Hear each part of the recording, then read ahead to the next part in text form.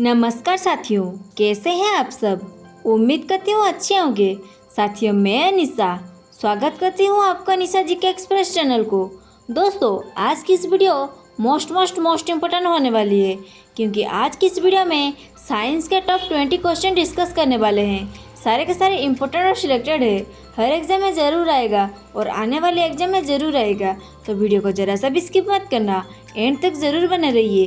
और दोस्तों, हमारे मकसद है कि आप सबका कम टाइम में ज़्यादा से ज़्यादा क्वेश्चन प्रोवाइड कर सके, तो इसीलिए बस आपकी सपोर्ट की ज़रूरत है। तो वीडियो को लाइक करके चैनल को सब्सक्राइब कर लीजिएगा। तो देर किस बात की, चलिए आगे बढ़ते हैं। क्वेश्चन नंबर 1, मौलिक अम्ल किसमें पाया जाता है। तो दोस्तों, इसका राइट आंसर क्या होगा। अगर आपको किसी भी क्वेश्चन का आंसर पहले से पता हो तो कमेंट बॉक्स में ज़रूर बताइएगा। तो दोस्तों, इसका राइट आंसर क्या होगा। इसका राइट आंसर हो जाएगा ऑप्शन सी, सेब। जी हाँ दोस्तों, मौलिक अम्ल सेब में पाया जाता है। याद रखिएगा, ये मोस्ट इम्पोर्टेंट क्वेश्चन है। तो अब चलिए बढ़ते हैं नेक्स्ट क्वेश्चन की ओर। क्वेश्चन नंबर 2, सूर्य में लगातार ऊर्जा कैसे बनती रहती है। तो दोस्तों, इसका राइट आंसर क्या होगा। इसका राइट आंसर हो जाएगा ऑप्शन बी, परमाणु संलयन से। जी हाँ दोस्तों, सूर्य में लगातार ऊर्जा परमाणु संलयन से बनती रहती है। याद रखिएगा। तो अब चलिए बढ़ते हैं नेक्स्ट क्वेश्चन की ओर। क्वेश्चन नंबर 3, कौन से विटामिन को एस्कॉर्बिक अम्ल के नाम से जाना जाता है। तो दोस्तों, इसका राइट आंसर क्या होगा। इसका राइट आंसर हो जाएगा ऑप्शन सी, विटामिन सी। जी हाँ दोस्तों, विटामिन सी को एस्कॉर्बिक अम्ल के नाम से जाना जाता है। याद रखिएगा, ये मोस्ट इम्पोर्टेंट क्वेश्चन है। तो अब चलिए बढ़ते हैं नेक्स्ट क्वेश्चन की ओर। क्वेश्चन नंबर 4, 400 डिग्री सेल्सियस तापमान मापने के लिए किस थर्मामीटर का इस्तेमाल किया जाए। तो दोस्तों, इसका राइट आंसर क्या होगा। इसका राइट आंसर हो जाएगा ऑप्शन बी, थर्मोकपल। जी हाँ दोस्तों, 400 डिग्री सेल्सियस तापमान मापने के लिए थर्मोकपल थर्मामीटर का इस्तेमाल किया जाए। तो अब चलिए बढ़ते हैं नेक्स्ट क्वेश्चन की ओर।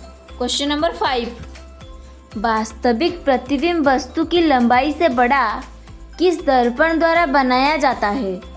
तो दोस्तों, इसका राइट आंसर क्या होगा। इसका राइट आंसर हो जाएगा ऑप्शन बी, अवतल। जी हाँ दोस्तों, वास्तविक प्रतिबिंब वस्तु की लंबाई से बड़ा अवतल दर्पण द्वारा बनाया जाता है।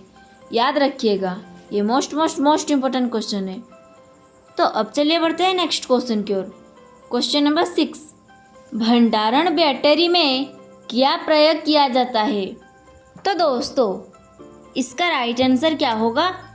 इसका राइट आंसर हो जाएगा ऑप्शन बी, सीसा। जी हाँ दोस्तों, भंडारण बैटरी में सीसा प्रयोग किया जाता है। याद रखिएगा, ये मोस्ट इम्पोर्टेंट क्वेश्चन है। तो अब चलिए बढ़ते हैं नेक्स्ट क्वेश्चन की ओर। क्वेश्चन नंबर 7, लाल रक्त कणों का जीवन काल कितना होता है। तो दोस्तों, इसका राइट आंसर क्या होगा। इसका राइट आंसर हो जाएगा ऑप्शन बी, 120 दिन। जी हाँ दोस्तों, लाल रक्त कणों का जीवन काल 120 दिन होता है। याद रखिएगा, ये मोस्ट इम्पोर्टेंट क्वेश्चन है, बहुत बार एग्जाम में आ चुका है, तो याद रखिएगा। तो अब चलिए बढ़ते हैं नेक्स्ट क्वेश्चन की ओर। क्वेश्चन नंबर 8, वायुमंडल में पराबैंगनी किरणों का अवशोषण कौन करता है। तो दोस्तों, इसका राइट आंसर क्या होगा। इसका राइट आंसर हो जाएगा ऑप्शन सी, ओजोन। जी हाँ दोस्तों, वायुमंडल में पराबैंगनी किरण का अवशोषण ओजोन करता है। याद रखिएगा, ये मोस्ट इम्पोर्टेंट क्वेश्चन है। तो अब चलिए बढ़ते हैं नेक्स्ट क्वेश्चन की ओर।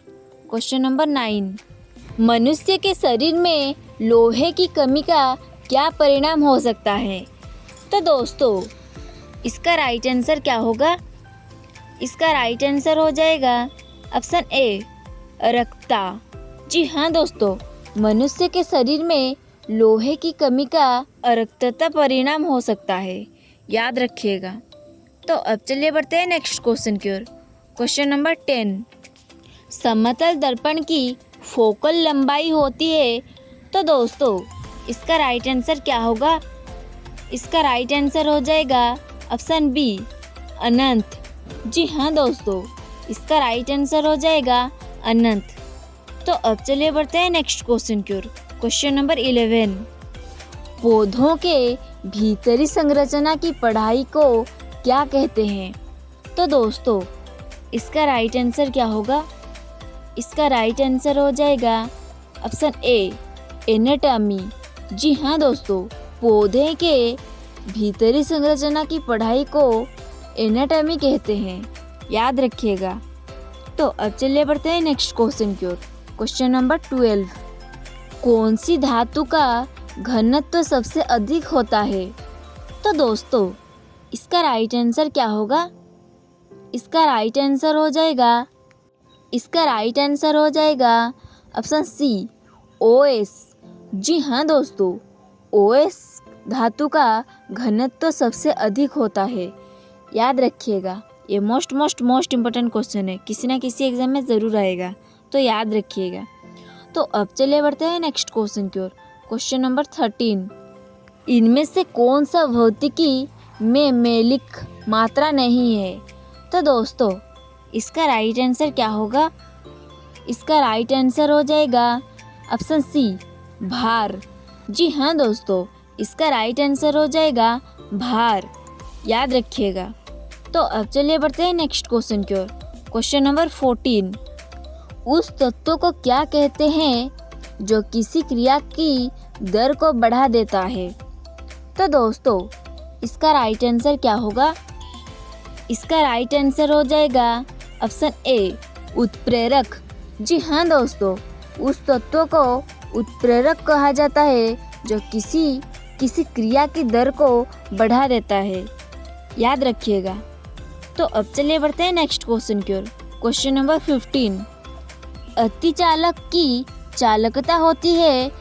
तो दोस्तों इसका राइट आंसर क्या होगा? इसका राइट आंसर हो जाएगा ऑप्शन सी 0। जी हाँ दोस्तों, इसका राइट आंसर हो जाएगा 0, याद रखिएगा। तो अब चलिए बढ़ते हैं नेक्स्ट क्वेश्चन की ओर। क्वेश्चन नंबर 16, आँख दान करते समय आँखों का कौन सा भाग इस्तेमाल किया जाता है? तो दोस्तों इसका राइट आंसर क्या होगा? इसका राइट आंसर हो जाएगा ऑप्शन बी कानिया। जी हाँ दोस्तों, आँख दान करते समय आँखों का कानिया भाग इस्तेमाल किया जाता है, याद रखिएगा। तो अब चलिए बढ़ते हैं नेक्स्ट क्वेश्चन की ओर। क्वेश्चन नंबर 17, आधुनिक आवर्ती सारणी में कुल समूहों की संख्या है। तो दोस्तों इसका राइट आंसर क्या होगा? इसका राइट आंसर हो जाएगा ऑप्शन बी 18। जी हाँ दोस्तों, आधुनिक आवर्त सारणी में कुल समूहों की संख्या 18 है, याद रखिएगा। ये मोस्ट इम्पोर्टेंट क्वेश्चन है। तो अब चलिए बढ़ते हैं नेक्स्ट क्वेश्चन की ओर। क्वेश्चन नंबर 18, मोटर कारों में हाइड्रोलिक ब्रेक किस सिद्धांत पर कार्य करती है? तो दोस्तों इसका राइट आंसर क्या होगा? इसका राइट आंसर हो जाएगा ऑप्शन बी पास्कल सिद्धांत। जी हाँ दोस्तों, मोटर कारों में हाइड्रोलिक ब्रेक पास्कल सिद्धांत पर कार्य करती है, याद रखिएगा। ये मोस्ट इम्पोर्टेंट क्वेश्चन है। तो अब चलिए बढ़ते हैं नेक्स्ट क्वेश्चन की ओर। क्वेश्चन नंबर 19, सूर्य की ऊष्मा पृथ्वी पर कैसे पहुंचती है? तो दोस्तों इसका राइट आंसर क्या होगा? इसका राइट आंसर हो जाएगा ऑप्शन सी विकिरण द्वारा। जी हाँ दोस्तों, सूर्य की ऊष्मा पृथ्वी पर विकिरण द्वारा पहुंचती है, याद रखिएगा। तो अब चलिए बढ़ते हैं नेक्स्ट क्वेश्चन की ओर। क्वेश्चन नंबर 20, डैश एक चमकदार अधातु है। तो दोस्तों इसका राइट आंसर क्या होगा? इसका राइट आंसर हो जाएगा ऑप्शन बी आयोडीन। जी हाँ दोस्तों, आयोडीन एक चमकदार अधातु है, याद रखिएगा। तो दोस्तों, आज की इस वीडियो में जितना भी क्वेश्चन था सारे के सारे इम्पोर्टेंट और सिलेक्टेड था। हर एग्जाम में ज़रूर आएगा, तो याद रखिएगा। और ऐसे ही इम्पोर्टेंट और सिलेक्टेड क्वेश्चन पाने के लिए वीडियो को लाइक करके चैनल को सब्सक्राइब कर लीजिएगा। रहता हूँ। जय हिंद, वंदे मातरम।